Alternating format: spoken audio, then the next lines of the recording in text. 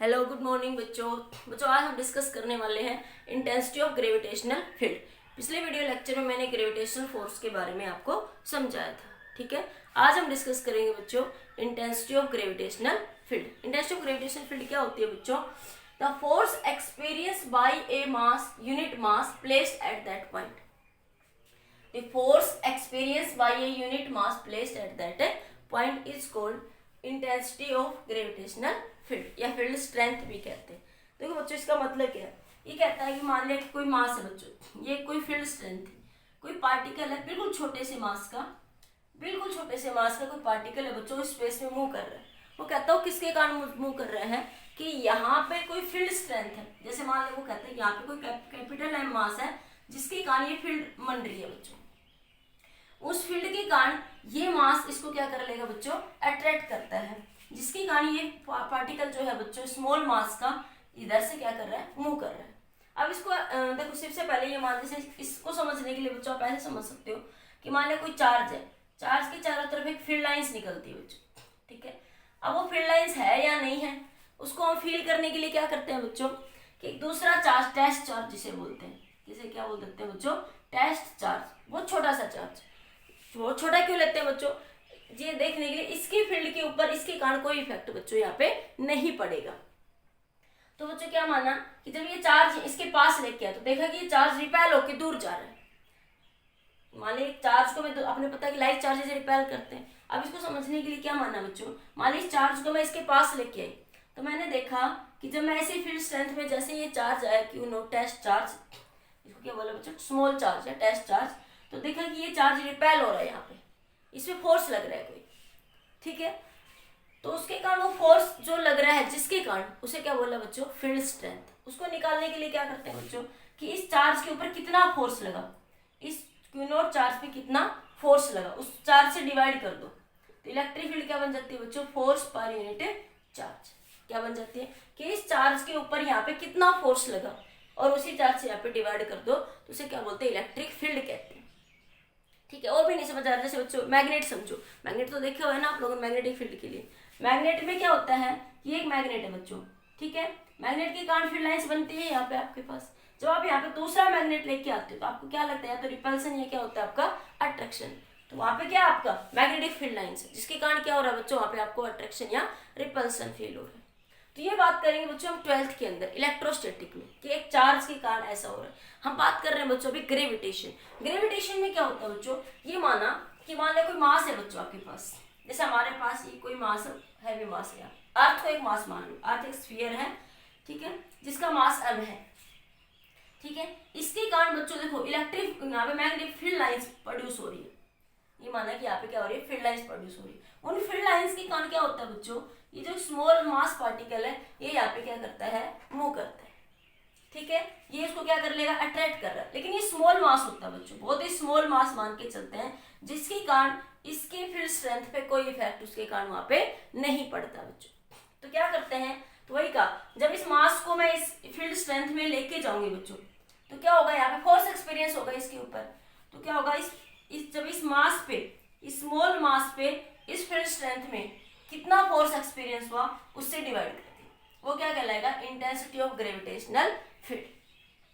क्या कहलाएगा बच्चों? Intensity of the gravitational field कहलाएगा आपके पास। जब भी आपको इंटेंसिटी ऑफ ग्रेविटेशनल फील्ड निकालना हो उस जगह के ऊपर बच्चों तो क्या करो?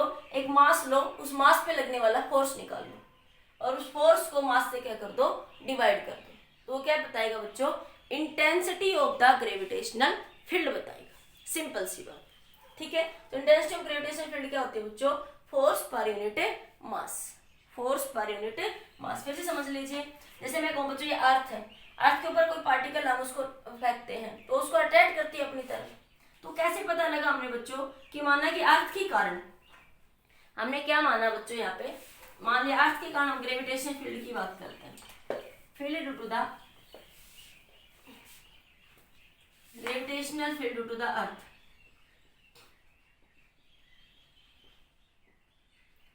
Gravitational field due to earth. ठीक है, इसको ऐसे समझिए बच्चों। जैसे ये मान लिया बच्चों अर्थ स्फेरिकल फॉर्म में है बच्चों, इसका मास क्या है? m है।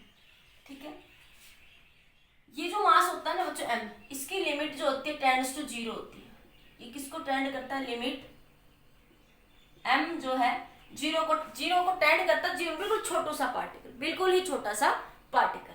ठीक है, तो ये मास m है बच्चों आपके पास यहाँ पे। ठीक है, ये आपके पास अर्थ है, यहाँ पे आपके पास इसके कारण फील्ड लाइंस होगी बच्चों स्पेस के अंदर यहाँ पे।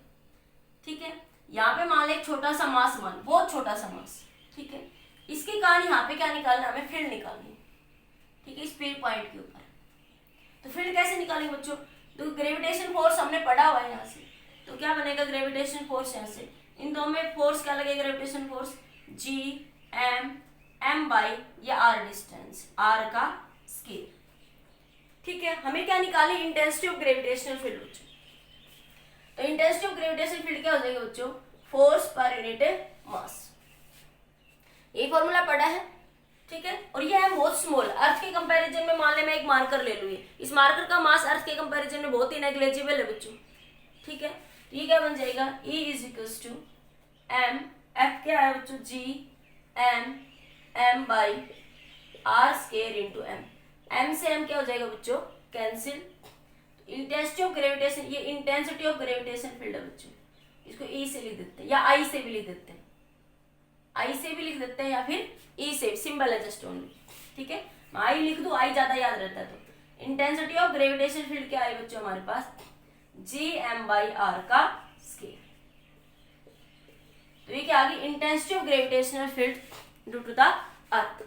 Intensity of gravitational field, intensity of gravitational field. Intensity of gravitational field समझ आया बच्चों? क्या मतलब कि उस पॉइंट पे जहां पे आपको इंटेंसिटी ऑफ ग्रेविटेशनल फील्ड, जैसे मुझे इस रूम में किसी कोई पार्टिकल घूम रहा है बच्चों, तो मुझे ग्रेविटेशनल फील्ड निकालनी। क्या है ग्रेविटेशनल फील्ड? तो क्या करेंगे बच्चों? उस पार्टिकल पर लगने वाला मास, जो कोई पार्टिकल है जिसका मास स्मॉल है, बहुत कम है, ठीक है, उस पर लगने वाला फोर्स निकाल लो उसको, उस जगह पर, वहां पे ग्रेविटेशनल फील्ड पता करनी है आपने। तो क्या करो? उस पार्टिकल, ये जो पार्टिकल है स्मॉल मास का, उस पर लगने वाला फोर्स निकाल लो, उस फोर्स को m से क्या कर दो? डिवाइड। तो क्या मिल जाएगा हमें बच्चों? Intensity of the gravitational field मिल जाएगी बच्चों। क्या मिल जाएगी वहां पे? Intensity of the gravitational field वहां पे आपको मिल जाएगी। ठीक है, जिस पर मैंने निकाला intensity of gravitational field due to the earth, मैंने मान लिया ये अर्थ है। ठीक है, ये क्या बच्चों? आपकी अर्थ है जिसका मास क्या है? m है। अर्थ के कारण किसी पार्टिकल के ऊपर फोर्स निकाल लिया हमने, ग्रेविटेशनल फोर्स निकाला। ये मार्कर ही मानो, अर्थ के मास के कंपैरिजन में मार्कर क्या? नेग्लिजिबल मास है इसका। ठीक है, इन दोनों के बीच में हमने फोर्स निकाला बच्चों, इसको डिवाइड करा तो ये क्या आ गया? Intensity of the gravitational field आया आपके पास। जो हमारा देखो जो कि ये वैल्यू किसके बराबर होगी? देखो यूनिट निकालते हैं बच्चों इसकी, एक बार नोट करो इतना, एक बार यूनिट निकालते हैं फिर समझाते हैं। नोट करिए जल्दी से इतना बच्चों।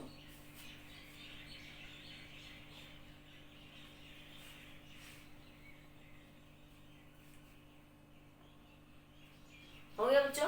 अब देखो यूनिट देखते हैं, अब इसकी बात करते हैं यूनिट की। यूनिट देखो, इंटेंसिटी ऑफ ग्रेविटेशनल फील्ड की यूनिट क्या होगी बच्चों? ई क्या है? By M. आई लिख दो या फिर बच्चों ई लिख दो।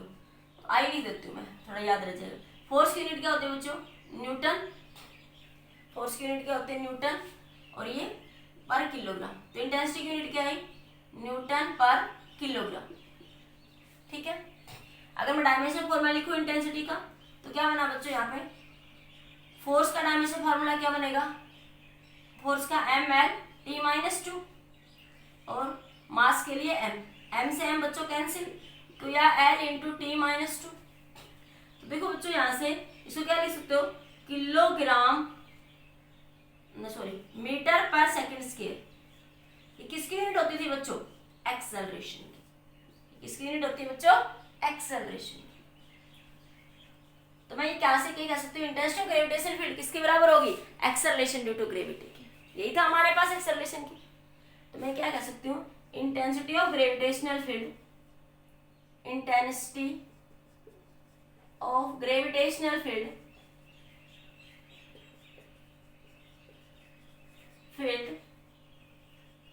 Is equal to the acceleration due to gravity. Acceleration due to gravity. ठीक है, तो क्या लिख सकती हूँ मैं यहाँ से? जी देखो, एक्सेलरेशन ड्यू टू ग्रेविटी का फॉर्मूला क्या होता है बच्चों? Gm बाई R का स्केल। तो इंटेंसिटी ऑफ ग्रेविटेशन फील्ड बराबर है बच्चों किसके, जी। नोट करिए बच्चों।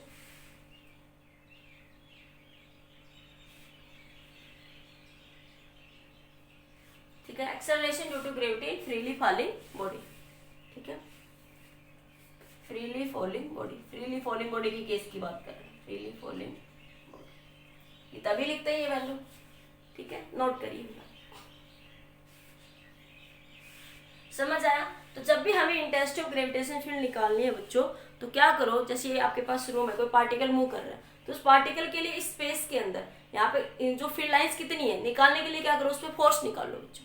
क्या निकाल लो, फोर्स निकाल लो, और फोर्स को उस मास से क्या कर दो, डिवाइड कर दो, तो क्या बताएगा, intensity of the gravitational field बताएगा। समझ आया बच्चों इतना? जल्दी नोट करिए बच्चों।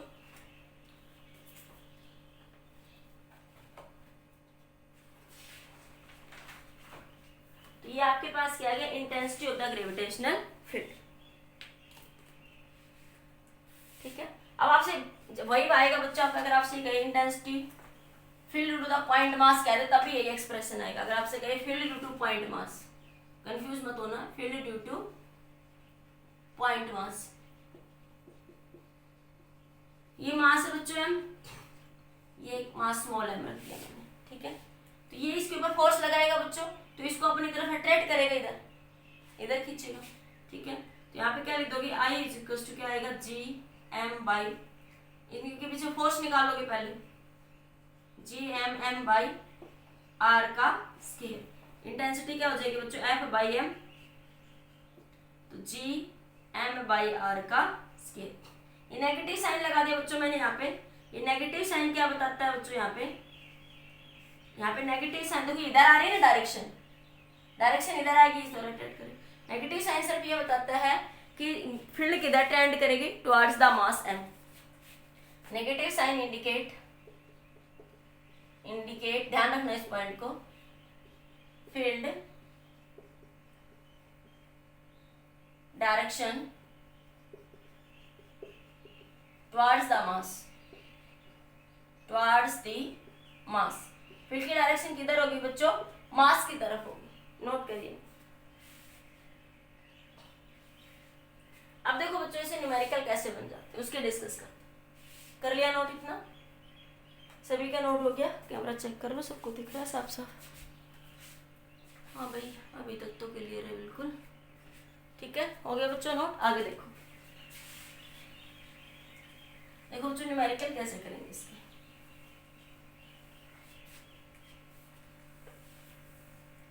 तो बेटा ये फील्ड के जो कंसेप्ट है ना, ये सारे आपके 12th क्लास में इलेक्ट्रोस्टैटिक में भी आपके अप्लाई होते, सेम होते हैं लगभग, कोई ज्यादा चेंज नहीं होता।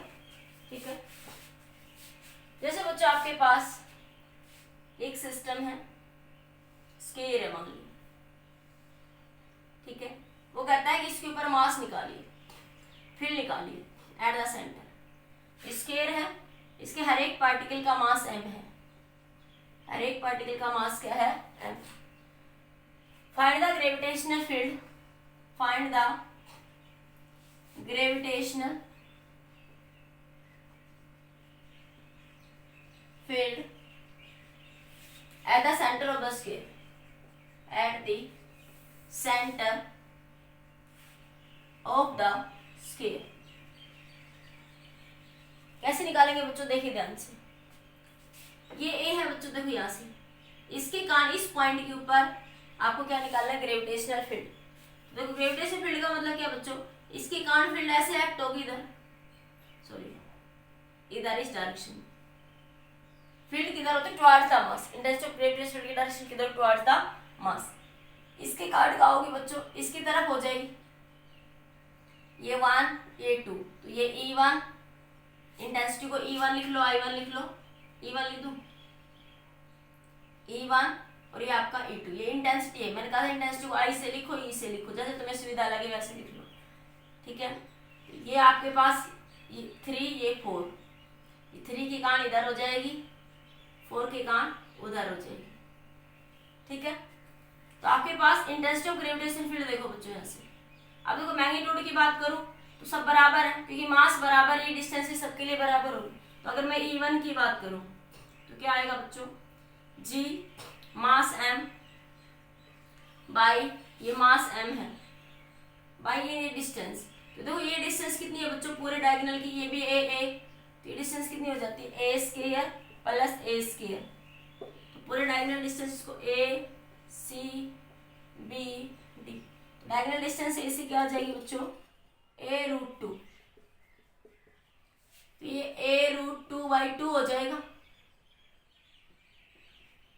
ये वाली डिस्टेंस भी a√2/2 हो जाएगी बच्चों। तो क्या आ जाएगा, a√2/2 का स्क्वायर। इसी तरह e2 निकालो, इसकी डायरेक्शन किधर है बच्चों, इस डायरेक्शन में, इसकी डायरेक्शन किधर है, इधर है आपके पास। और e2 की डायरेक्शन gm बाई ये मान लिया आपके पास x एक्सिस ये y एक्सिस, तो आप z एक्सिस कह सकते हो ये वाला इधर में। तो ये बन जाएगा a√2/2 का स्क्वायर। इसी तरह बच्चों e3 भी यही रहेगी आपकी, gm बाई a√2/2 का स्क्वायर। e4 भी बच्चों आपके पास यही मिलेगी, gm बाई a√2/2 का स्क्वायर। ये √2 नहीं, ओनली 2। ठीक है, देखो यहाँ से क्या दिख रहा है, e1 बराबर है किसके, e2 के बराबर है, e3 बराबर है किसके बच्चों, e4 के। वैसे आप वेक्टर रूल पढ़ चुके हो, ठीक है, इनका मैग्नीट्यूड बराबर है। तो देखो ये वेक्टर ऐसे बना, वेक्टर रूल से डायरेक्ट सोल्व कर सकते हो, ठीक है। तो ये आपके पास कौन सी है, e2 और ये e4, e2 और e4 का रिजल्टेंट इधर आएगा। इसी तरह नीचे क्या है बच्चों, इधर देखो ये क्या e3 और ये क्या e1, इन दोनों का रिजल्टेंट इधर आएगा er'। ये मैग्नीट्यूड बराबर है तो रिजल्टेंट देखो er और er सेम है, तो मैं क्या कह सकती हूँ, er e2 और e3 बराबर है, e2 और e4 बराबर है ना आपस में, क्या कह दूंगी मैं, e का स्क्वायर, e2 बराबर है e4 बराबर है e के, e square plus e square, क्या आ जाएगा, ये e√2 आ जाएगा। इसी तरह er' को देखो, er' की वैल्यू क्या आ जाएगी बच्चों, e square plus e square, ये भी दोनों बराबर है, e1 बराबर e3 को भी मैं e मान लेती हूँ। तो ये क्या आ जाएगा बच्चों, e√2 equal and opposite, e net क्या होगी बच्चों, er minus er', e√2 minus e√2 क्या आ गई, 0, क्या आ गई बच्चों यहाँ पे 0। और ये ई आपके पास सारी वैल्यूज गिवन है, पुट करो तो कर लेना। वैसे सिंपल सीधे समझ आ रहा था बच्चों कि मैग्नीट्यूड बराबर है तो इनका रिजल्टेंट एक दूसरे से क्या होगा, इक्वल एंड अपोजिट, तो रिजल्टेंट फील्ड क्या होगी, 0 होगी। जैसे वैसे बच्चों जब भी बॉडी सिमेट्रिकल हो, ठीक है, मास डिस्टेंस सेम हो, तो सेंटर पे हमेशा रिजल्टेंट फील्ड क्या आएगी बच्चों, 0 आएगी, ठीक है। नोट करिए जल्दी से, सिंपली कुछ नहीं करा बच्चों, इसके कारण इस पॉइंट P पे निकालनी थी, P पॉइंट मान लो, इलेक्ट्रिक फील्ड निकालनी थी। तो देखो हमारे पास फॉर्मूला क्या था, यही था ना आपके पास अभी, आपने इस मास m के कारण यहाँ पे फील्ड निकाली थी, ठीक है, इस पॉइंट P पे।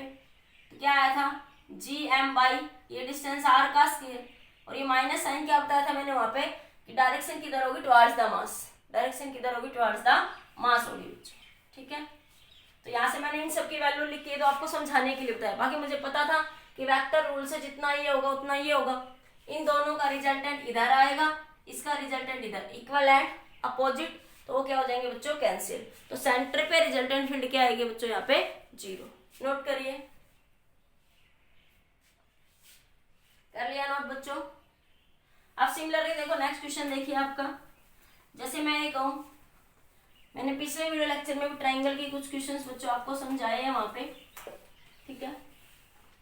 वो क्वेश्चंस कैसे करोगे, जैसे मान लो एक ट्राइंगल है बच्चों, एक ट्राइंगल है, इसको यहाँ पे आपको मास निकालना है, यहाँ पे मास m है, यहाँ पे भी मास m है, यहाँ पे भी मास m है, यहाँ पे भी मास m है। तो पूछ रहा है find the net field at the centre of the triangle, find the net field at the centroid of the triangle, centroid of the triangle. तो देखो बच्चों यहाँ पे भी 0 हो जाएगी, क्या हो जाएगी, 0। देखो कैसे, ये P पॉइंट है बच्चों, इसके कारण फोर्स की डायरेक्शन देखोगे तो इधर होगी, इसके कारण फील्ड की डायरेक्शन इधर हो जाएगी, इस वाले के कारण फील्ड की डायरेक्शन इधर हो जाएगी, इसके कारण बच्चों फील्ड की डायरेक्शन इधर हो जाएगी, यहां से आपके पास ये हो जाएगी बच्चों यहाँ से फील्ड की डायरेक्शन। ठीक है, तो देखो मेरे पास एक सिचुएशन ऐसी बन रही है, मान ली इसको मैं 1 कह दूं, इसको 2, इसको मैं 3, तो ये बना E1 E2 और ये आपका E3। तो मेरे पास देखो ये सिचुएशन बन रही है यहां से आपके पास कॉन्ग्रुएंट कंडीशन बन रही है, ये है बच्चों E3, ये है E1 और ये है आपका E2। ठीक है, मैग्नीट्यूड आपके पास बराबर आएगा सबका, क्योंकि मास सेम है, डिस्टेंस a है, सबकी साइड है। ठीक है, तो सेंटर के ऊपर रिजल्टेंट फील्ड क्या आएगी बच्चों, 0। पी पॉइंट के ऊपर आपके पास रिजल्टेंट फील्ड क्या आ जाएगी, यहाँ से आपके पास यहाँ पे ऑलवेज 0। चाहो तो आप करके देख सकते हो कि ये जो इनका जो रिजल्टेंट होगा ना, देखो यहाँ से देखो, मान लो मैं इसको डिवाइड कर लेती हूँ, ये E2 है, देखो E1 और E2 का मैग्नीट्यूड बराबर होगा, E1 किसके बराबर होगा आपके पास GM बाई ये वाली डिस्टेंस। तो देखो यहाँ से मैं इसको थोड़ा मिलाने की कोशिश करती हूँ, ये एंगल 90 डिग्री बच्चों, ये एंगल 30, तो ये एंगल कितना बना 60, ये एंगल भी कितना बना 60, तो ये एंगल भी मेरे पास 60 और ये एंगल भी कितना बना बच्चों मेरे पास 60 बना। ठीक है, आप चाहो कंपोनेंट से कर लो, आप चाहो रिजल्टेंट से निकाल लो। तो E1 की वैल्यू क्या बन जाएगी, यहाँ से माइंड नाम दे दो ABC, तो AP का स्क्वायर, AP की वैल्यू निकाल लो बच्चों, ये एंगल कितना 30 डिग्री का हमारे पास, ये पूरी साइड A है, तो इतनी क्या बची A/2, ये भी क्या बची A/2, ये पूरी साइड क्या है बच्चों यहाँ पे A है। ठीक है, मुझे ये वाली वैल्यू चाहिए, तो इसकी ये वाली वैल्यू क्या बन जाएगी, यहाँ से इसको मैं x मान लूँ थोड़ी देर के लिए, AP को, AP किसके बराबर है x के, तो ये क्या बन जाएगा मेरे पास x ये A/2 x, ये बना आपके पास यहाँ से बेस अपॉन हाइपोटेन्यूज, तो ये बना cos 30। मैंने इसको देखा है, तो x बाई उल्टा कर दो, 2x बाई a किसके बराबर हो गया cos 30, और cos 30 की वैल्यू कितनी होती है बच्चों √3/2, तो ये बना x is equals to a√3/4, कितना आ जाएगा x is equals to a√3/4, a आ जाएगा ना यहाँ से, ये a/2 ये वैल्यू यहाँ पुट कर दो। ठीक है, तो AP की वैल्यू क्या मानी आपने x, E1 क्या आया GP अपॉन में a√3/4 का स्क्वायर, इसी तरह E2 भी यही आएगी, क्योंकि वही बराबर बात वही होगी, इतनी वैल्यू होगी ये भी बच्चों, तो E1 बराबर होगी किसके, यहाँ से आपके पास E2 के। ठीक है, तो E1 और E2 बराबर हो गए। अब यहाँ से देखो, अगर आप दूसरे तरीके से भी करना चाहो तो यहाँ से मैग्नीट्यूड निकाल सकते हो, E3 की भी वैल्यू निकाल लो आप लोग एक बार। यहाँ से E3 की वैल्यू मैंने बताई थी कि आपके पास हमेशा 2:1 के फॉर्म में डिवाइड होता है आपके पास, तो आपको ये क्या चाहिए, ये C, इसको M नाम दे दो। E3 की वैल्यू क्या होगी GM बाई CM का ये क्या CP का स्क्वायर, CP का स्क्वायर, तो CP निकालनी है आपको। CP की वैल्यू किसके बराबर होती है सेंट्रोइड रूल के अकॉर्डिंग 2/3 इंटू CM। ठीक है, CM निकाल लो यहाँ से, तुम्हें CM निकालनी है, CM अपॉन में A। ठीक है, ये CM अपॉन में ये वाला डिस्टेंस, ये 90 डिग्री, ये ट्रायंगल अलग से बना सकते हो आप चाहो तो। देखो ये वाले ट्रायंगल, ये 90 डिग्री, ये C है, ये M है, ये डिस्टेंस A है। ठीक है, और ये एंगल कितना बना हुआ है यहाँ से हमारे पास 60 डिग्री का, ये एंगल कितना है पूरा यहाँ पे 60 डिग्री का, हाफ 30 है, तो ये इधर भी 30 है बच्चों यहाँ पे देखो। ठीक है, तो ये बन जाएगा मेरे पास यहाँ CM बाई A, तो ये बना परपेंडिकुलर अपॉन हाइपोटेन्यूज साइन 60, तो CM की वैल्यू कितनी आ गई √3/2 इंटू A, यहाँ पे पुट करो यहाँ पे, तो CP की वैल्यू कितनी आ जाएगी बच्चों 2/3 इंटू CM की वैल्यू √3/2 इंटू A, 2 से 2 कैंसिल, इसको सोल्व करोगे A/√3 आ जाएगी, अरे √3 से मल्टीप्लाई कर लेना, √3 से डिवाइड, ये बना √3/3 इंटू ए, √3 से मल्टीप्लाई बाई √3 से डिवाइड, तो ये आ जाएगा a/√3। ठीक है, ये इससे कैंसिल। तो ये वैल्यू किसकी की आ गई बच्चों, सीपी की वैल्यू आ गई मेरे पास यहाँ पे।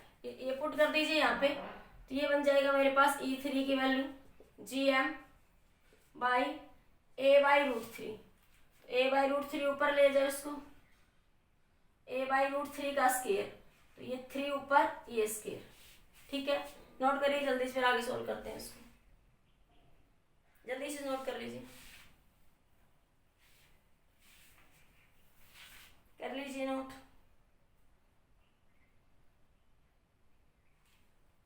हो गया,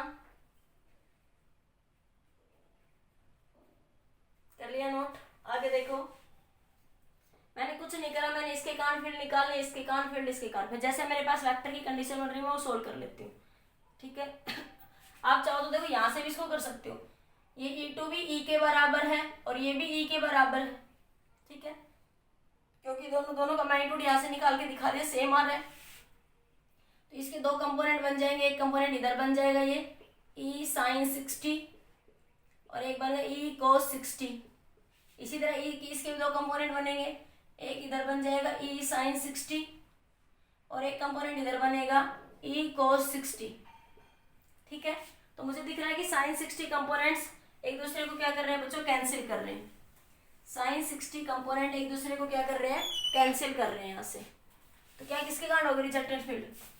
तो रिजल्टेंट फील्ड क्या बन जाएगी यहाँ से आपके पास, साइन थीटा कंपोनेंट तो एक दूसरे को कैंसिल कर देंगे, इक्वल एंड अपोजिट, तो किसके कारण बनेगी बच्चों, E cos 60 के कारण। ठीक है, ER is equal to 2E cos 60। cos 60 की वैल्यू कितनी होती है बच्चों, 1/2, तो 2 इंटू E इंटू 1/2, तो ये कितना आ गया आपके पास, E आ गया। ठीक है, तो ये यहाँ से जो वैल्यू आ रही है बच्चों, यहाँ से आपके पास रिजल्टेंट फील्ड की वैल्यू E, ये इस E3 के बराबर है। ये जो वैल्यू होगी यहाँ से हमारे पास, ये इस E3 के क्या होगी, यहाँ से इक्वल होगी यहाँ पे। ठीक है,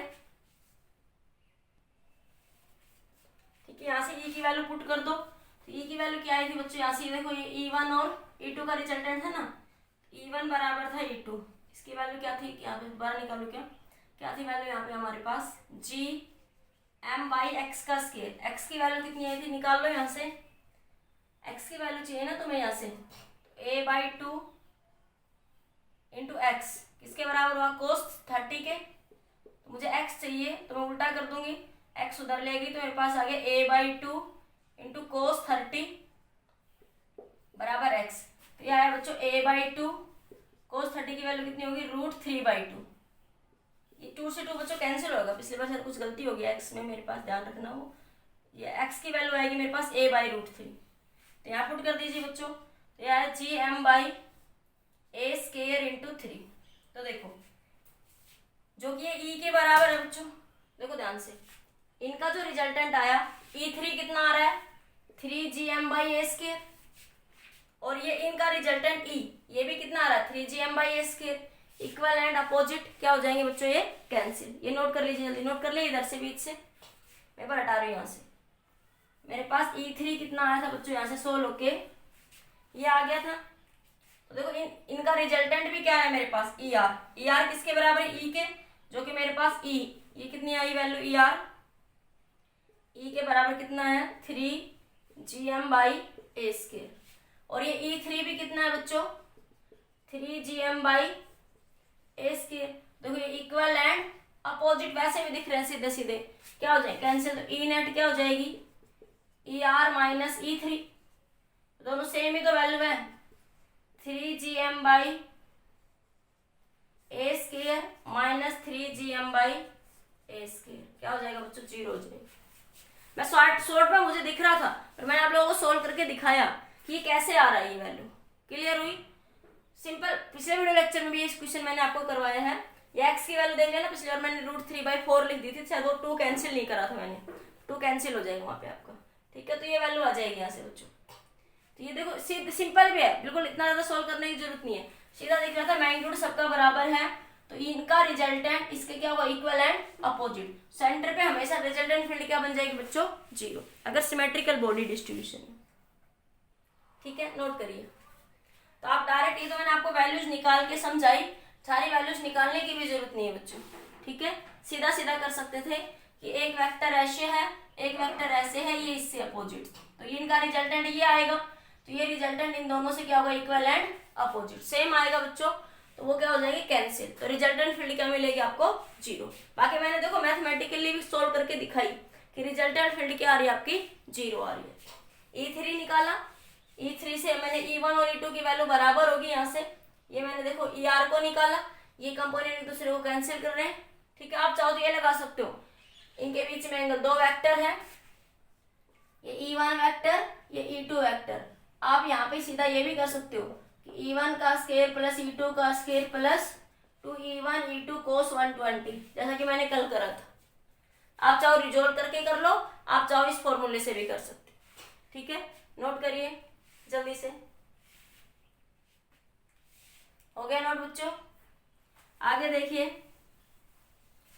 अब इसी क्वेश्चन में अगर आपसे वो ये कहे तो आप क्या याद रखोगे, अगर बॉडी में सिमेट्रिकल मास डिस्ट्रीब्यूशन है, सिमेट्रिकल है बॉडी, जैसे ये है, ये मास m है, ये मास m है, ये मास m है, तो सेंटर पे रिजल्टेंट फील्ड हमेशा क्या होगी बच्चों, जीरो। ये स्क्वायर था, स्क्वायर के ऊपर अंदर भी रिजल्टेंट फील्ड क्या होगी बच्चों, जीरो हो जाएगी।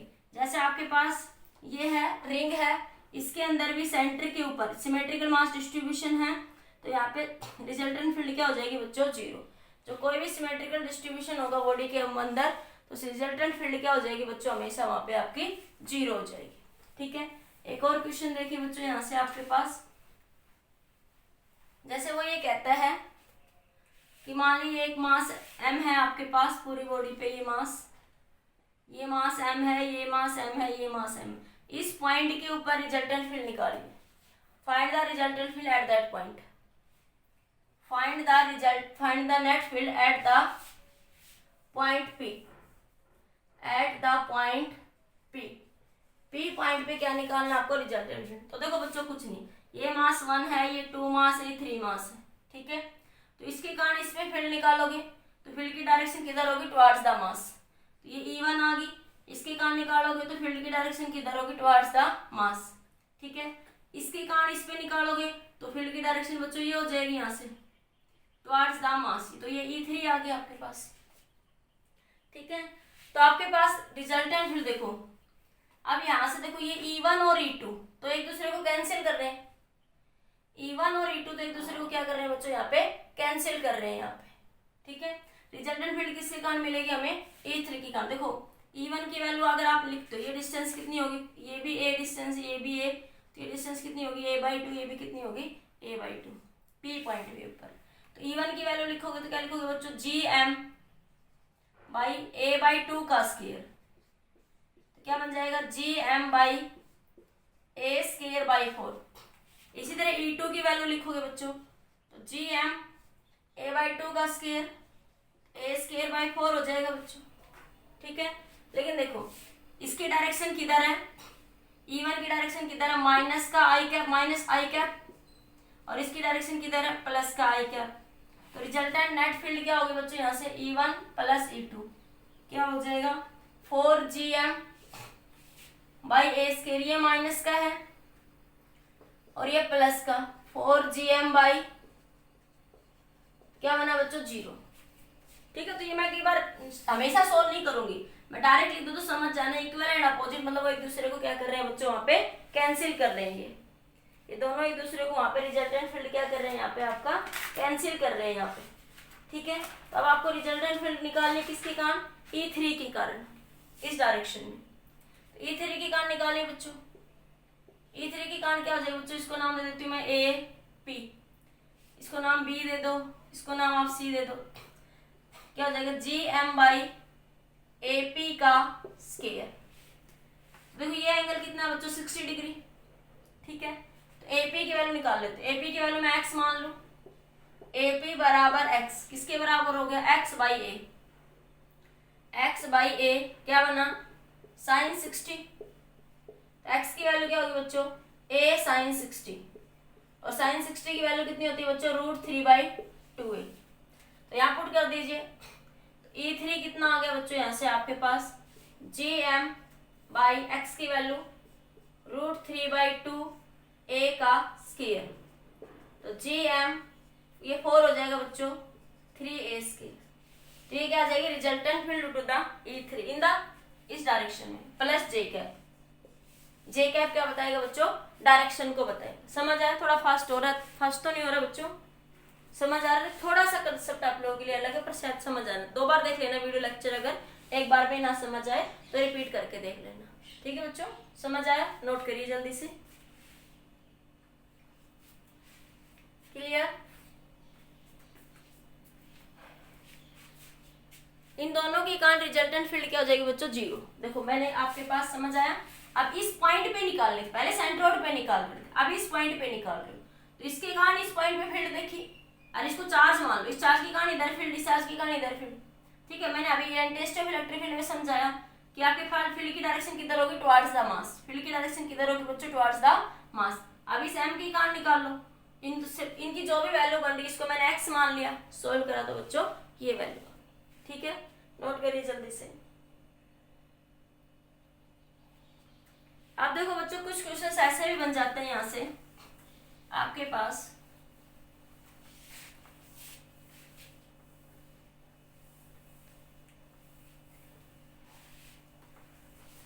कुछ क्वेश्चंस में आपके पास ऐसे भी वैल्यू आ जाती है, जैसे बच्चों हमारे पास ये एक मास है m और ये एक मास है, मान ले बच्चों हमारे पास 4m। थोड़ा कैलकुलेशन इजी हो जाएगी।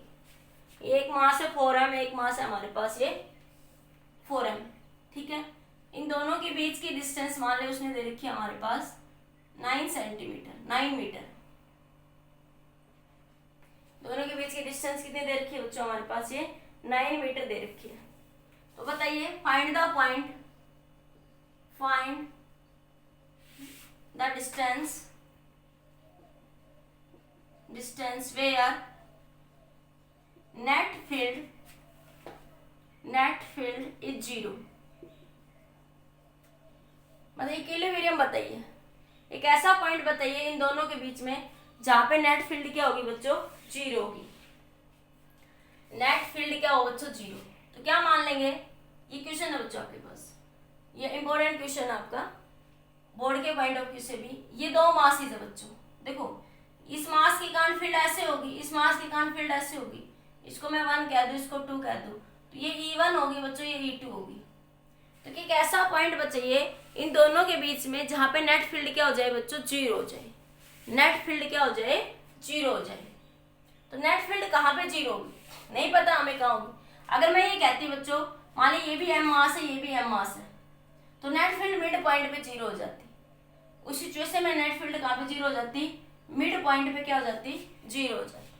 तो मान लिया बच्चों मुझे नहीं पता यहाँ पे फील्ड कहाँ 0, या इक्विलिब्रियम भी कह सकता था वो। इक्विलिब्रियम का वर्ड का मतलब बच्चों एक ऐसा पॉइंट जहां पे नेट फील्ड क्या हो रही है, 0 हो जाए। इक्विलिब्रियम वर्ड क्या बता रहा है, एक ऐसा पॉइंट जहां पे नेट फील्ड क्या हो जाएगी, 0। तो मान लेते हैं बच्चों कि यहां से x डिस्टेंस पे इस पॉइंट पे इलेक्ट्रिक फील्ड 0 है। तो ये डिस्टेंस कितनी बच्चों रहेगी बच्चों, रिमेनिंग 9 - x। ठीक है, तो देखो वैसे भी देखो इसकी डायरेक्शन इधर है, इसकी डायरेक्शन इधर, ये दोनों एक दूसरे को कैंसिल तो कर ही रही होंगी। तो रिजल्टेंट फील्ड एट p क्या है बच्चों, 0। तो मैं क्या कह सकती हूँ कि E1, देखो EP को क्या लिख सकती हूँ मैं, यहाँ से EP को लिख सकती हूँ मैं, E1 इधर आ रहा तो पॉजिटिव ले लिया, E1 माइनस का, डायरेक्शन इधर है ना, माइनस का i कैप, ये प्लस का, ये उधर जा रहा तो E2 प्लस का i कैप। दोनों रिजल्टेंट फील्ड एट p 0 होनी चाहिए। उसने क्वेश्चन में कहा है कि फील्ड एट p क्या हो जाएगी बच्चों, 0। तो मैं यहाँ से क्या लिख सकती हूँ, E1 बराबर E2 लिख सकती हूँ, आई की साइड कैंसिल हो जाएगा। तो E1 बराबर होगा किसके, E2 के। तो E1 के कारण फील्ड देखिए बच्चों, E1 के कारण m के कारण इस p पॉइंट पे फील्ड देखोगे, फील्ड का फॉर्मूला gm/x का स्क्वायर। E2 के कारण, E2 क्या ये है हमारे पास, E2 फील्ड किसके कारण, 4m के कारण। तो इस 4 पॉइंट पे फील्ड देखोगे तो क्या बन जाएगा, 4gm/9 - x का स्क्वायर। अरे इस p पॉइंट से यहाँ तक की डिस्टेंस कितनी है, 9 - x। यहाँ तक की डिस्टेंस कितनी है बच्चों, x। ठीक है, gm से gm बच्चों कैंसिल, ये बचा 1/x² बराबर 4/9 माइनस एक्स का स्क्वायर। ठीक है बच्चों, तो ये यहाँ से क्या आया 1/x² बराबर 4/9 माइनस एक्स का स्क्वायर। यहीं पे अंडर रूट ले लो, 4 - 9 माइनस एक्स का स्क्वायर। तो यहाँ से क्या ले लिया बच्चों, दोनों आपके पास अंडर रूट ले लो, आप लोग अंडर रूट ले लो, या फिर आप ऐसे कर लो, इसको x उल्टा लिख लो, x² बराबर, थोड़ा कंसेप्ट समझा दूंगा एक बार यहाँ पे, 9 माइनस एक्स का स्क्वायर डिवाइड बाई 4। x की वैल्यू करोगे तो अंडर रूट में चला जाएगा, तो इसकी दो वैल्यू आएगी बच्चों, plus minus 9 minus x by 2। तो x की वैल्यू पहले प्लस ले लो, तो 9 माइनस एक्स बाई 2 ले लिया मैंने। x की दो वैल्यू होगी, एक प्लस में और एक माइनस में। तो इसको सोल्व करोगे बच्चों, तो 2x बराबर 9 माइनस एक्स, यहाँ 3x बराबर 9, तो x कितना होगा बच्चों 3। तो यहां से 3 सेंटीमीटर पर क्या लाई करेगा बच्चों, इक्विलिब्रियम पॉइंट आपका लाई करेगा। मतलब इस स्मॉल m से, देखो x कहां से माना है बच्चों, स्मॉल m से, m मास से 3 सेंटीमीटर के डिस्टेंस पे इलेक्ट्रिक फील्ड क्या हो जाएगी बच्चों, 0 हो जाएगी। m मास से 3 सेंटीमीटर के डिस्टेंस पे बच्चों इलेक्ट्रिक फील्ड क्या हो जाएगी, 0 हो जाएगी। तो 4m से कितनी हो जाएगी, फ्रॉम 4m से कितना हो जाएगा 9 माइनस एक्स, कितनी हो जाएगी 6 सेंटीमीटर। कितनी हो जाएगी बच्चों 6 सेंटीमीटर। नोट करिए जल्दी से, कर लिया नोट बच्चों, हो गया नोट, क्लियर। अब देखो बच्चों एक छोटी सी बात देखो यहाँ, अब अगर मैं यहाँ पे ये कहूँ बच्चों कि मान लिया आप यहाँ पे माइनस ले लेते हो, कि x की वैल्यू प्लस की बजाय प्लस माइनस था ना, अगर माने x की वैल्यू आपने माइनस ले ली, तो क्या बना देखो यहाँ से, x बराबर -9 प्लस x बराबर 2, तो ये 2x बराबर माइनस का 9 प्लस का x, तो क्या आया बच्चों x बराबर -9, क्या आएगा ये x बराबर -9, यही तो हुआ ना। अगर आप ये माइनस वाली वैल्यू लेते हो तो मतलब यहां से एक छोटी सी ऑब्जर्वेशन को ये नोट कर लिया ना बच्चों सबने, तो क्या हुआ बच्चों यहाँ से आपके पास, यहां से देखो इसका मतलब कि ये m मास है बच्चों, और ये क्या आपका 4m मास है, ठीक है। यहां से x की वैल्यू -9, मतलब इधर से कहीं ये आपके पास 9 सेंटीमीटर है, -9 का मतलब बच्चों इधर ही होगा, कि इधर इस पॉइंट पे इक्विलिब्रियम लाई कर रहा है, मतलब इस पॉइंट पे यहाँ पे इलेक्ट्रिक फील्ड क्या होगी 0, ये वैल्यू x बराबर -9, ये वैल्यू x बराबर -9, ठीक है। तो देखो एक छोटी सी बात समझिए आप लोग, कि इस m के कारण यहाँ पे इलेक्ट्रिक फील्ड देखोगे तो देखो डायरेक्शन इसके कारण इधर होगी, इस 1 के कारण, और इस 2 के कारण भी डायरेक्शन क्या होगी बच्चों, इधर ही होगी, E1 भी इधर, E2 भी इधर। इंटेंसिटी ऑफ ग्रेविटेशन का कंसेप्ट यही था कि -gm/r², ठीक है। माइनस साइन क्या बताता है कि इलेक्ट्रिक फील्ड की डायरेक्शन किधर होगी, टुवर्ड्स द मास। तो इस m के कारण भी इलेक्ट्रिक फील्ड की डायरेक्शन यहाँ होगी, और इस m के कारण भी इलेक्ट्रिक फील्ड की डायरेक्शन बच्चों यहाँ होगी। तो ये दोनों हमेशा सेम डायरेक्शन में ऐड ही होंगी बच्चों, हमेशा ये दोनों तो सेम डायरेक्शन में हमेशा ऐड ही होंगी। तो रिजल्टेंट फील्ड यहाँ पे 0 हो ही नहीं सकती, रिजल्टेंट फील्ड बच्चों यहाँ पे 0 नहीं हो सकती, इसलिए ये वाला केस आप कंसिडर नहीं करेंगे, इसलिए आप ये वाला केस यहाँ पे माइनस वाला केस यहाँ पे कंसिडर नहीं करेंगे। कौन सा केस लेंगे यहाँ पे, प्लस वाला। लॉजिकली भी थोड़ा सोचो, ठीक है। अब इसका एक शॉर्टकट भी बनता है बच्चों, शॉर्टकट क्या होता है कि x is equals to d, d total distance होती है। ये मान लिया आपके पास एक मास m1 है बच्चों, और एक मास है बच्चों आपके पास m2, और ये d डिस्टेंस है बीच की। आपने मान ली किसी, शॉर्टकट बता रही हूँ, किसी एक पॉइंट से इक्विलिब्रियम चेक करना है, किसी एक पॉइंट से क्या निकालना है, इक्विलिब्रियम। सीधा क्या करोगे बच्चों, यहाँ से इक्विलिब्रियम के लिए x, कहीं से भी मान सकते हो आप x, ये d डिस्टेंस है बच्चों, तो क्या करोगे x is equal to d upon में m2 बाई m1, और इसका अंडर रूट +1, ये शॉर्टकट है। तो ये इक्विलिब्रियम पॉइंट मिल जाएगा आपको। इक्विलिब्रियम पॉइंट का मतलब वो पॉइंट जहां पे नेट फील्ड क्या हो जाएगी बच्चों 0। इक्विलिब्रियम पॉइंट मतलब बच्चों वो पॉइंट जहां पे नेट फील्ड क्या हो जाएगी 0। तो देखो x की वैल्यू कितनी आ जाएगी यहाँ से आपके पास, इस क्वेश्चन में चेक करूँ तो d कितना था बच्चों 9, m2 कितना है 4m, m कितना है बच्चों, m प्लस 1, इसका अंडर रूट, m से m कैंसिल, तो ये आया बच्चों 9/2 अंडर रूट 2 प्लस 1, x की वैल्यू कितनी आई 9/3, तो x कितना आ गया 3 सेंटीमीटर। इस डिस्टेंस के ऊपर नेट फील्ड क्या हो जाएगी बच्चों, 0 हो जाएगी। Net field at that point क्या हो जाएगी बच्चों, 0। तो यही तो निकाला देखो आपने सोल्व करके, तो ये शॉर्टकट मेथड है, आप लिखना शॉर्टकट। ये आप लोग ऑब्जेक्टिव क्वेश्चन में लगा सकते हो, बाकी बोर्ड एग्जाम में नहीं लगाओगे, ठीक है। नोट करिए बच्चों जल्दी से, कर लिया नोट।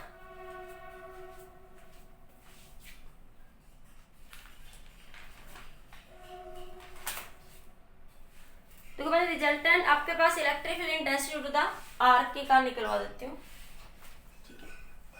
इससे एक जनरल केस बन जाएगा बच्चों यहाँ से आपका, आप उसको सोल्व कर लेना, ठीक है।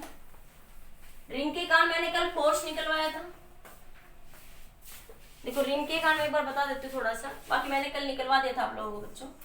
ये रिंग है, ये मास इस पॉइंट पी पे आपको कल मैंने फोर्स निकलवाया था। आज मैं बात कर रही हूँ किसकी बच्चों, यहाँ पे आज मैं बात कर रही हूँ यहाँ पे किसकी, फोर्स की, फील्ड की। तो देखो मैं direct mass centre of mass मान के यहाँ पे फील्ड नहीं निकाल सकती। कल मैंने एक कंसेप्ट बताया था कि this law is valid for point masses.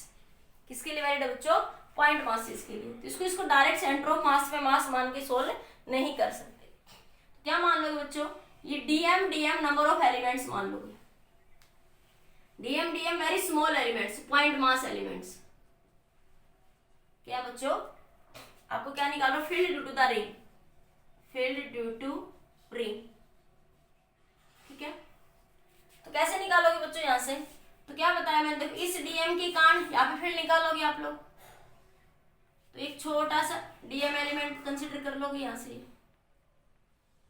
ये डीएम एलिमेंट आपको छोटा सा डीएम एलिमेंट, ठीक है, बिल्कुल छोटा सा ही कंसीडर करना है बच्चों। तो ये एंगल डी थीटा, तो ये एंगल क्या बन गया बच्चों, यहाँ से थीटा बन गया।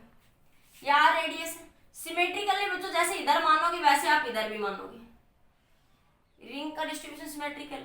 तो ये एंगल बच्चों डी थीटा, ये एंगल आपका थीटा, ये आर रेडियस। तो आर के दो कंपोनेंट बने बच्चों, देखो यहाँ पे एक कंपोनेंट क्या आएगा, ये इसकी ये जो फील्ड बनी इलेक्ट्रिक फील्ड, इलेक्ट्रिक फील्ड की डायरेक्शन किधर होगी, टुवार्ड्स डीएम। इसमें भी इलेक्ट्रिक फील्ड की डायरेक्शन किधर होगी बच्चों, टुवार्ड्स डीएम। तो इस डीएम के कारण इसके दो कंपोनेंट बन जाएंगे, डीएम कोस थीटा, और एक कंपोनेंट इधर बन जाएगा इलेक्ट्रिक फील्ड ई। डीएम के कारण इलेक्ट्रिक फील्ड स्मॉल होगी बच्चों, डीई कोस थीटा। अरे देखो ये आपके पास डीएम एलिमेंट है, ये डीएम एलिमेंट है, इसके कारण फील्ड देखनी है, तो इसके कारण फील्ड की डायरेक्शन किधर होगी, टुवार्ड्स द मास ही ना। तो मेरे पास ये डीएम था, तो इसके कारण डायरेक्शन यही तो आई, मेरे पास ये एंगल यहां से थीटा बना रहा है, तो इस डीई के दो कंपोनेंट बन गए, डीई कोस थीटा और डीई साइन थीटा, ठीक है। सिमिलरली यहां से बच्चों इस डीई के भी दो कंपोनेंट बन जाएंगे, एक डीई इधर जाएगा, तो ये बना डीई साइन थीटा, और एक डीई इधर इस डी के कारण डीई कोस थीटा। तो इसी तरह बच्चों अगर मैं एक इधर का लूंगी, एक इधर का लूंगी, एक इधर का, तो हमेशा कोस थीटा कंपोनेंट एक दूसरे को बच्चों क्या करते रहेंगे, कैंसिल, और रिजल्टेंट जो फील्ड मिलेगी वो आपको किसके कारण मिलेगी, साइन थीटा कंपोनेंट के कारण। रिजल्टेंट फील्ड किसके कारण मिलेगी, यहाँ पे आपको साइन थीटा के कारण। देखो इसी तरह डी ये डीएम मान लो, ये डीएम मान लो, तो क्या करेंगे, ये आपके पास सिमेट्रिकली बच्चों, ये आपके पास कोस थीटा सिमेट्रिकली एक दूसरे को कैंसिल करते रहेंगे, और रिजल्टेंट फील्ड जो मिलेगी आपको किसके कारण मिलेगी बच्चों, साइन थीटा कंपोनेंट। तो रिजल्टेंट फील्ड ई जो मिलेगी किसके कारण मिलेगी, sine theta, dE sine theta, 0 to total limit pi लगा दो, ठीक है। तो यहां से देखो बच्चों डीई की वैल्यू क्या निकाल सकते हो, डीई की वैल्यू क्या हो जाएगी, जीएम बाई आर का स्क्वायर, डीएम क्या लिया बच्चों, स्मॉल एलिमेंट मास डीएम। डीएम की वैल्यू निकालोगे आप लोग यहाँ से, क्या वही मास डीएम की वैल्यू क्या बन जाएगी कि पाई आर लेंथ का मास कितना एम है, तो यूनिट लेंथ का मास m बाई पाई आर। आपको कितने का चाहिए, स्मॉल एलिमेंट मतलब dx, ये जो छोटा सा एक एलिमेंट आपने काटा है डीएम, मैं यहाँ बना रही हूँ डीएम, जिसकी आर कितनी dx, ये angle d theta, r radius. तो आप इसको क्या लिख सकते हो, एक तो डी थीटा क्या लिख सकते हो, dx बाई डी आर। तो dx की वैल्यू क्या बन जाएगी बच्चों, आर डी थीटा। ठीक है, तो इस डीएम एलिमेंट का मास निकालोगे तो क्या बन जाएगा, m by pi r. Dm है द मास इंटू dx। ठीक है, ये कई बार बता चुकी हूँ मैं सेंटर ऑफ मास में भी काफी बार। डीएम एलिमेंट का मास कितना आ गया, ये आ गया, तो यहाँ पुट कर दो। तो डी ई वैल्यू कितनी बन गई, g by are square. Dm की value m by pi R into d x. ठीक है, अब यहाँ पे देखो ये डी ई की वैल्यू कितनी आई, G M by are cube into pi into d x. यहाँ पुट करो, ई की वैल्यू कितनी मिली, 0 to pi G M by are cube into pi into d x की वैल्यू कितनी है बच्चों, यहाँ से आपके पास into d x into sine theta. अब तो dx को sin थीटा के साथ इंटीग्रेट नहीं कर सकते, तो dx की वैल्यू हमने निकाल रखी है यहाँ से, कितने बच्चों, r d थीटा। ये e कितना बन जाएगा बच्चों, यहाँ से आपके पास 0 to pi G M by are cube into m. पूरी रिंग का मास क्या है बच्चों, कैपिटल एम है। ठीक है, into r d theta into sine theta. R से आर कैंसिल, ये ई बार ले लो बाकी सब, g M by are square into pi. ठीक है, तो ये बना बच्चों 0 to pi sine theta into d theta. तो साइन थीटा का इंटीग्रेशन सबको पता है, क्या होता है बच्चों, cos theta minus cos theta. क्या होता है, माइनस कोस थीटा, माइनस बाहर लिख रही हूँ, 0 टू पाई। ये आ जाएगा बच्चों e is equal to minus g M by are square pi. ये कोस पाई की वैल्यू -1 माइनस कोस 0 की वैल्यू -1, ये माइनस माइनस क्या हो जाएगा प्लस। ई की वैल्यू कितनी आ जाएगी बच्चों, 2gm। ई की वैल्यू इधर लिख लूँ मैं ऊपर, कितनी आ जाएगी, 2 by pi G M by r square. अरे ये 2 बन गया 2 by pi G M by r का square. Direction j cap, resultant direction किधर है, इस डायरेक्शन में, तो क्या लिख दिया, जे कैप।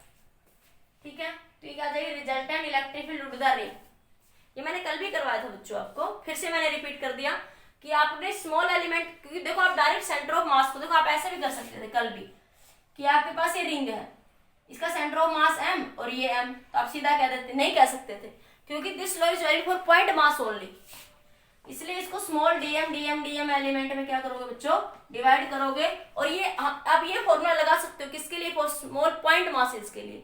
तो पॉइंट मास के लिए लगाया, फिर मैंने इनको सोल्व कर लिया, पॉइंट टोटल के लिए मास निकाला, उसको इंटीग्रेट करा कि डीएम कहां से कहां तक वेरी कर रहा है, वो लिमिट लगा के मैंने बच्चों इसको सोल्व करा। ठीक है, नोट करिए जल्दी से बच्चों, क्लियर हो गया। एक लास्ट क्वेश्चन देखिए बच्चों आज की वीडियो लेक्चर का, एक जनरल एक्सप्रेशन निकाल लेते हैं आप लोग। ठीक है, मान लिया बच्चों आपके पास एक आर्क ले ली मैंने। ठीक है, अब आपके पास कोई भी एंगल दे दे आपसे, अब जैसे आपके पास कुछ भी एंगल दे दे, जैसे वो आपसे ये कही ये एक आर्क है 90 डिग्री का एंगल है, तो बताइए रिजल्टेंट फील्ड क्या होगी इसके कारण। ठीक है, आपसे ये कह दे कि ये एंगल 30 डिग्री है, बताइए रिजल्टेंट फील्ड क्या होगी। तो उसके लिए हम एक जनरल एक्सप्रेशन सोल्व कर लेते हैं बच्चों। ठीक है, वो ऑब्जेक्टिव में काम आ जाएगा, बाकी आपको अप्रोच भी आनी चाहिए कि आप कैसे इन क्वेश्चंस को सोल्व कर रहे हैं बच्चों। ठीक है, तो मान लिया बच्चों मैंने ये एक आर्क मान ली यहां से।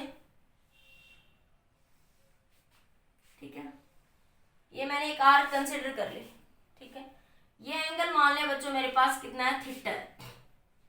पूरा एंगल कितना बच्चों, थीटा। इसके पार्ट्स में डिवाइड कर लिया। अब देखो ये यहां से इसके ये आर्क है बच्चों, आर्क।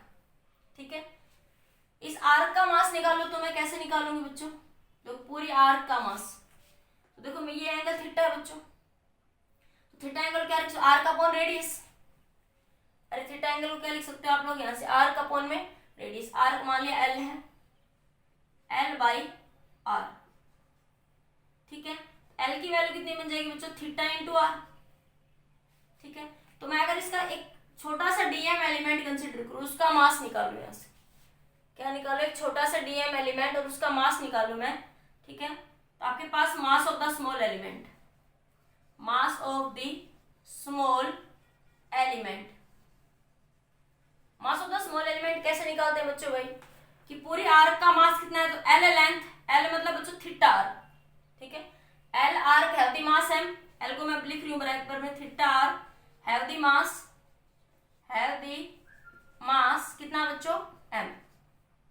तो यूनिट के लिए कितना हो जाएगा बच्चों, एम बाई थीटा आर, ठीक है। तुम्हें एक छोटे से डीएम एलिमेंट के लिए चाहिए तो आप क्या लिख दोगे, dx have the mass m by theta r into dx. तो डीएम एलिमेंट का मास कितना आ गया बच्चों यहाँ से, m by theta r into dx. ये मैंने स्टार्टिंग में निकाल के बताया। अब इसको सोल्व करते हैं बच्चों। तो क्या करेंगे सोल्व करने के लिए बच्चों, यहाँ से ये मान लिया आपने, यहां से एक छोटा सा एलिमेंट कंसिडर करोगे, ऐसे एक छोटा सा एलिमेंट इधर भी कंसिडर कर सकते हो आप लोग। ये DM DM DM number of element है, डीएम डीएम डीएम, ठीक है। जनरल केस ले लिया बच्चों मैंने यहाँ से, ठीक है। यहाँ से क्या मान लिया मैंने, यहाँ पे एक ये जनरल केस मान लिया। तो ये एंगल मान लिया बच्चों मैंने यहाँ से फाई मान लिया, ठीक है। इसको फाई लिख लो, नहीं आप लोग इसको फाई लिख लो, इसको थीटा लिख लो, थोड़ा दिखने में अच्छा लगता है और कुछ नहीं, इसको फाई लिख लो। अरे और मैंने बार बार लिखने में दी थीटा लिखने में अच्छा लगता है और कुछ नहीं। तो ये फाई, ये क्या है बच्चों आपका फाई, ठीक है। तो ये मान लिया थीटा, अरे डी फाई लिखना थोड़ा अच्छा नहीं लगता बस, और कुछ नहीं, मुझे अच्छा नहीं लगता, बाकी आप सही है। आप किसी को फाई लिखो, किसी को थीटा लिखो। तो ये थीटा, तो ये एंगल क्या बना बच्चों, डी थीटा, ठीक है। आप चाहो इसको थीटा मानो, इसको फाई मानो, कोई फर्क नहीं पड़ता। तो ये पूरा एंगल था बच्चों फाई, तो ये एंगल मैंने क्या माना यहाँ से बच्चों, थीटा माना। तो ये स्मॉल छोटा सा एंगल कितना है बच्चों, यहाँ पे डी थीटा। तो इसे देखो डीएम के दो एलिमेंट बन रहे हैं यहाँ से बच्चों, आपके पास देखो डीएम की दो वैल्यू बनेगी यहाँ से। देखो छोटी सी बात, देखो ये डीएम है, ये देखो ये आपका डीएम है बच्चों, ये डीएम है। डीएम के कारण इधर इलेक्ट्रिक फील्ड होगी डी, इस डीएम के कारण बच्चों इधर डी इलेक्ट्रिक फील्ड होगी towards the mass, de field electric field, de field gravitational field. तो इस डीई के दो कंपोनेंट बन जाएंगे बच्चों यहाँ से, देखो यहाँ से एक कंपोनेंट इधर बनेगा, ये एंगल थीटा है बच्चों यहाँ से, एक कंपोनेंट ये बना डीई साइन थीटा, और एक कंपोनेंट बच्चों ये इधर बनेगा रिजल्टेंट में डीई कोस थीटा। बोलो बन रहा है नहीं? तो यहां बना के दिखाऊं, इस डीई के दो कंपोनेंट बने, एक कंपोनेंट ये इधर आएगा इस डीई का, डीई साइन थीटा, और ये एक कंपोनेंट इधर गया ये डीई कोस थीटा। अरे ये डीई जो जा रही, इसी तरह बच्चों ये डीई जो जा रही इधर, तो इसकी इलेक्ट्रिक फील्ड ये, इसके भी दो कंपोनेंट बनेंगे, एक कंपोनेंट यही वो डी थीटा एंगल, और ये एंगल यहां से थीटा, तो ये बना डीई साइन थीटा, और एक कंपोनेंट बच्चों ये इधर इस डायरेक्शन में, इसके कारण इस वाली फील्ड के कारण, इस वाली फील्ड के कारण ये बना डीई कोस थीटा। तो इसी तरह बच्चों एक डीएम इधर एक डीएम इधर, सिमेट्रिकली जब मानेंगे, सिमेट्रिकली देखो इस डीई के कारण आपके पास ये कंपोनेंट कैंसिल, देखो मैं आपके पास इधर बना के दिखाऊं, देखो आपके पास एक डीई ऐसे बन रहा है, ये सिचुएशन बन रही है, देखो आपके पास एक डीई इधर है, एक डीई इधर है, ठीक है। तो ये एंगल डी थीटा है बच्चों, और ये एंगल आपके पास डी थीटा है। तो इस डीई के दो कंपोनेंट बन गए, एक डीई साइन थीटा और एक कंपोनेंट डीई कोस थीटा। इस डीई के इधर के भी डीई साइन थीटा और एक कंपोनेंट इधर बच्चों डीई कोस थीटा। ये तो बन रहा है, देखो ये इधर मैंने इसको इधर यहां से निकाल के दिखा दिया। तो रिजल्टेंट जो फील्ड मिलेगी बच्चों, देखो डी साइन थीटा कंपोनेंट तो क्या है बच्चों, इक्वल एंड अपोजिट कैंसिल हो जाएंगे। डी साइन थीटा कंपोनेंट देखो इधर, देखो ये कंपोनेंट क्या है बच्चों, equal and opposite. D sign theta component equal and opposite so cancel. तो ये क्या हो जाएंगे बच्चों, कैंसिल हो जाएंगे। तो रिजल्टेंट जो आपके पास इलेक्ट्रिक फील्ड मिलेगी रिजल्टेंट, वो किसके कारण मिलेगी बच्चों? De cos theta component. किसके कारण मिलेगी बच्चों? De cos theta. अब लिमिट देखो बच्चों, अब देखो यहां से लिमिट है वो समझ लो। ये पूरा एंगल फाई है, ये पूरा एंगल क्या माना हुआ है? फाई। तो देखो आपको ऐसे लिमिट लेनी है कि इधर वाले भी सारे डीएम इंक्लूड हो जाए और इधर वाले भी डीएम इंक्लूड हो जाए। तो देखो इधर वाले डीएम के लिए क्या लिख दोगे बच्चों? माइनस का 5/2, और इधर वाले डीएम के लिए प्लस का 5/2। तो लिमिट कहां से कहां तक लगा दोगे? माइनस के 5/2 से प्लस के 5/2 तक क्या लगा दोगे बच्चों? लिमिट लगा दोगे। ठीक है, अब यहाँ पे डीई की वैल्यू निकालो बच्चों। डीई की वैल्यू क्या होगी बच्चों? डीएम जी डीएम बाई, ये डिस्टेंस बच्चों आर रेडियस है, आर ही हमारे पास, आर का स्क्वायर। ठीक है, अब आर की वैल्यू देखो आपके पास क्या है? ये रही। तो आर की वैल्यू यहां से पुट करो बच्चों, क्या बनेगी? डीएम की वैल्यू देखो, डीएम की वैल्यू ये रही, M by G M by 5r into R square into dx. ठीक है, तो ये बना बच्चों यहां से आपके पास G d M by 5r³ into dx. अब देखो dx के साथ इसका इंटीग्रेशन नहीं कर सकते, तो वही बात निकालेंगे बच्चों। dx को क्या निकाल सकते हैं आप लोग? ये d थीटा, ये r, ये dx। तो dx को क्या लिख सकते हो? r d theta. तो यहीं पे लिख दोगे बच्चों, यहां से इधर नोट कर लो, इतना फिर लिखते हैं। dx की वैल्यू कितनी हो जाएगी? r d theta. इतना नोट कर लीजिए बच्चों जल्दी से।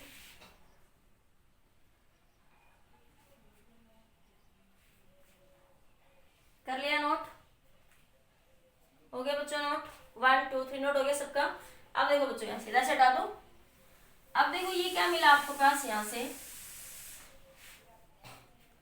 डीई की वैल्यू कितनी आई बच्चों आपके पास यहां से?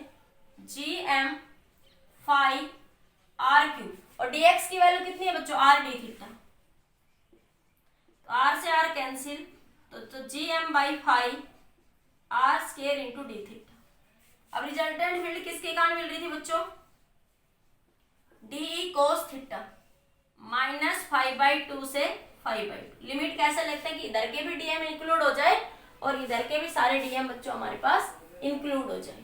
ठीक है, तो ये लिमिट ले ली बच्चों हमने यहां से। इसको जब सोल्व करा बच्चों हमने यहां से, ई आर की वैल्यू कितनी मिल गई यहां से आपके पास? डीई की वैल्यू तो आपके पास पता ही है ये बच्चों, gm बाई 5r²। ठीक है, इंटू क्या बचा बच्चों? Cos theta into d theta.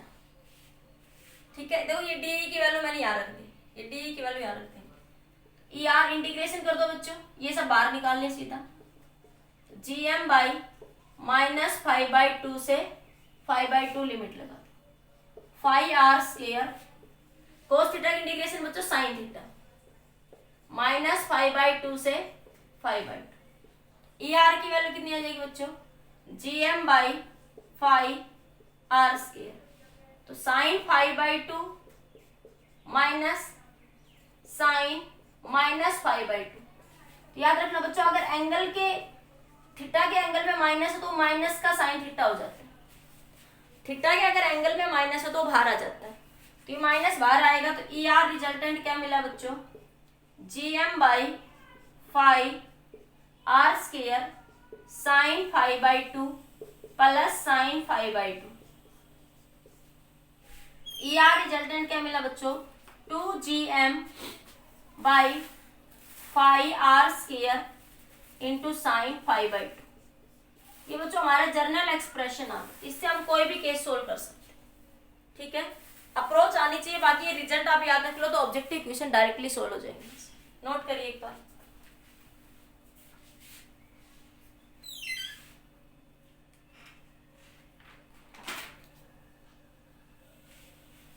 कर लिया बच्चों नोट?